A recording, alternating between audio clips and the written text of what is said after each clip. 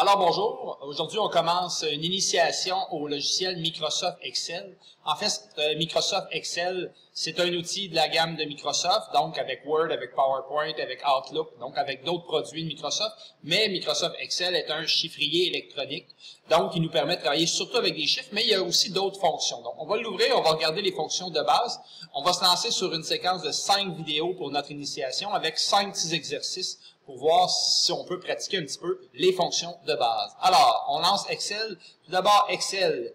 Je m'en viens dans le menu tous les programmes. Je vais aller dans la partie Office, donc Microsoft Office, et je vais ouvrir Excel, c'est le logiciel vert.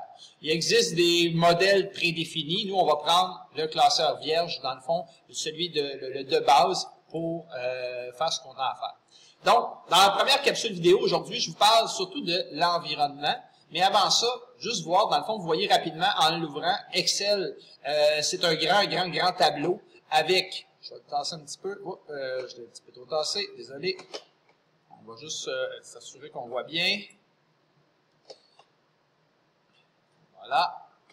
Donc, logiciel Excel. OK. Le logiciel Excel, ce sont des colonnes qui sont nommées A, B, C, donc par des lettres, puis il y en a une infinité. Là. Quand il n'y a plus de place à Z, on recommence à AA, AB, et ainsi de suite. Et une infinité de lignes aussi dans l'autre sens. Donc, c'est une espèce de grand plan cartésien, on pourrait dire ça comme ça. Et dans le fond, ce sont toutes des cellules. Et dans ces cellules-là, on va pouvoir aller mettre des objets. Les objets peuvent être des nombres. Généralement, un chiffrier électronique, ce serait pour faire des calculs, insérer des formules. On va y venir. Mais les premières capsules qu'on va faire, c'est juste pour s'habituer avec l'environnement. Donc, on va démarrer avec l'environnement. Vous remarquez déjà, quand je clique dans une cellule, automatiquement, ça m'amène là et je pourrais aller écrire certaines choses. Donc, par exemple, si je m'en viens ici, je pourrais venir écrire mon nom, par exemple. Donc, si j'écris simplement mon nom, voici ce qui se passe. Et dans la cellule, je peux décider de le mettre au centre, à droite, à gauche, mettre un fond jaune, pas plus dur que ça. Je pourrais mettre d'autres couleurs, par exemple orange. C'est bien pratique, ça, quand on veut faire un petit peu une belle présentation, une colonne de telle couleur, une autre colonne d'une autre couleur. Donc, c'est des choses qui sont possibles. En gras, donc, ce genre de choses-là. Ensuite, si je veux prendre, mettons, la cellule et je désire que, par exemple, mon nom, après ça, peu importe ce que j'écris, adresse, peu importe, ville, puis code postal. Et là, on remarque que, mettons, le code postal, je ne l'aurais pas eu assez grand, mais je pourrais décider ici, dans la colonne D, je pourrais décider de venir agrandir ma cellule, et j'ai une cellule qui est un petit peu plus grande. Donc, c'est pas plus dur que ça. Et mes cellules sont facilement personnalisables au niveau de la largeur. C'est pas plus compliqué que ça. Donc, je pourrais prendre plusieurs cellules en même temps, dire que je les veux toutes, par exemple, en gras, je les veux toutes centrées, je voudrais avoir un petit peu plus gros, je voudrais avoir une autre couleur. Donc, je peux faire plein de choses. Je pourrais aussi aller mettre des bordures. Parce que là, présentement, il n'y a pas de bordure, mais éventuellement, quand on va travailler, on va trouver ça pratique d'avoir des bordures pour délimiter les espaces où on travaille. Donc, mes bordures sont où? Ils sont juste à côté de tous les outils à date que je vous ai présentés, que vous connaissez déjà. Donc, si je sélectionne, par exemple, ça ici, je pourrais venir décider, et je clique dessus, quel type de bordure je vais avoir. Il y en a vraiment beaucoup. Le classique, ce serait de prendre toutes les bordures. Donc, toutes les bordures, j'ai haut, bas, gauche, droite. Et par exemple, si je voulais avoir plus gras seulement en bas, je pourrais sélectionner, m'en venir ici, puis dire je vais avoir une bordure épaisse en bas. Exemple comme ça. Donc, j'ai un peu plus épais. Et même si je veux avoir encore plus épais, je pourrais prendre ça ici, venir faire autre bordure. Et dans autre bordure, enlever la bordure du bas. Donc, je l'enlève complètement. Je sélectionne la plus grosse possible. Voilà. Je l'ai sélectionnée. Et là, je la rajoute. Donc là, ça m'en rend une plus grosse. Et voilà. Non, OK. Elle est un petit peu plus grosse que celle de tantôt. Donc, là, je vous ai parlé tantôt au niveau des colonnes qu'on pouvait jouer là-dessus. Par contre, ce qui est pratique, c'est quand on veut jouer avec toute la même largeur. Par exemple, j'aurais besoin d'une largeur un petit peu plus grande.